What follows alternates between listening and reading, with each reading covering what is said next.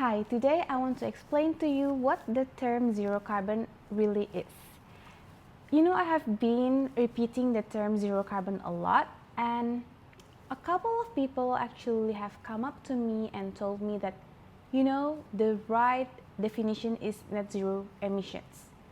And also, my team who maybe open up a pop-up booth, a lot of people come up to them and tell them, no, that is not the right terms. The right term is net zero emissions. I've always wanted to explain this, but I feel like during presentations or if you meet someone, you don't really get the chance to tell them what the term really means. There's just so much else to talk about, more important stuff.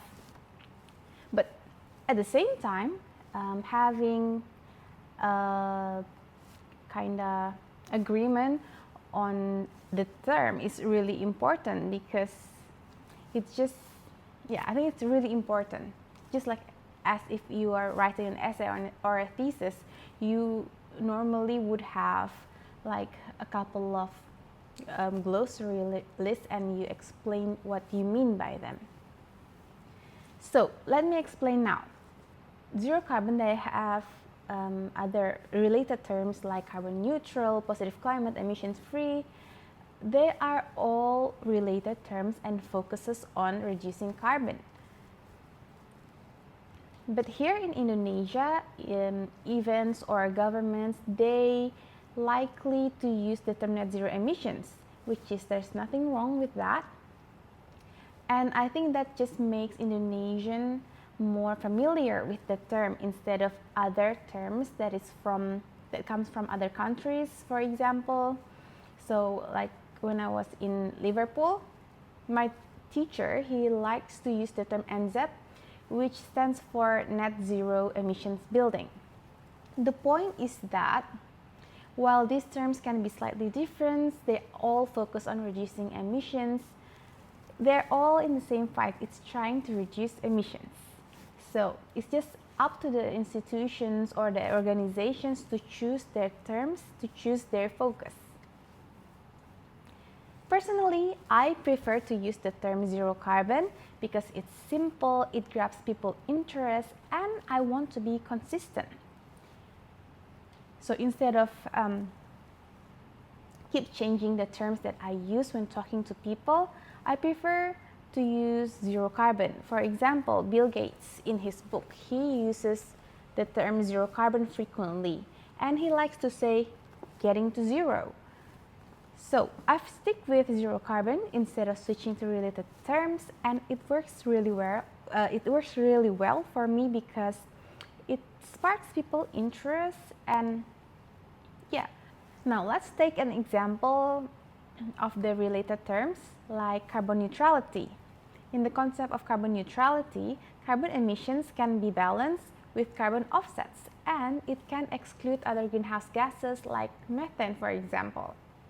This might create a false impression, and a lot of climate activists also argue about this, that carbon neutrality might give a false impression that reaching zero carbon or climate action is just about compensating for emissions, allowing businesses to aggressively buy offsets without genuinely trying to reduce their emissions. Now, the term zero carbon. The term zero carbon means reducing greenhouse gas emissions across all activities to near zero.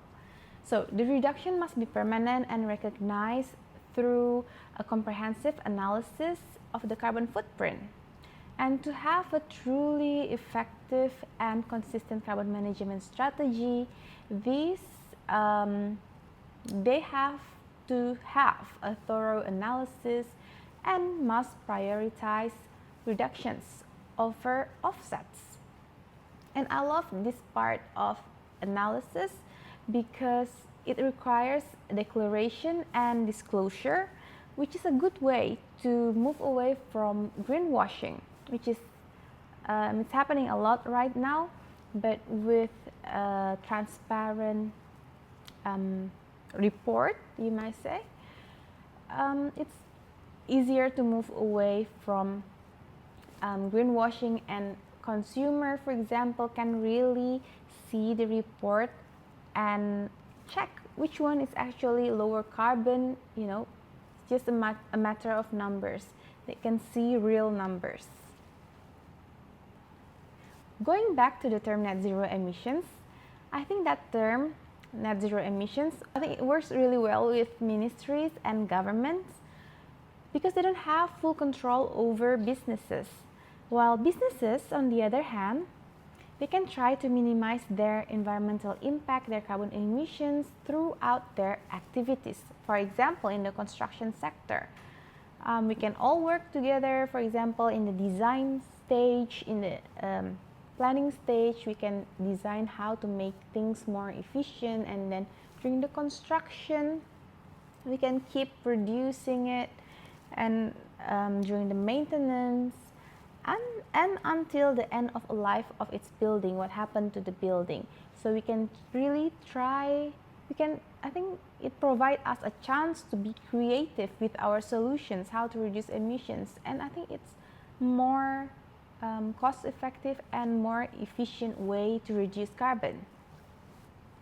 So that is all I want to say about the term zero carbon. I hope you get a better understanding what the term zero carbon is, and just to get to know me better, why I choose zero carbon.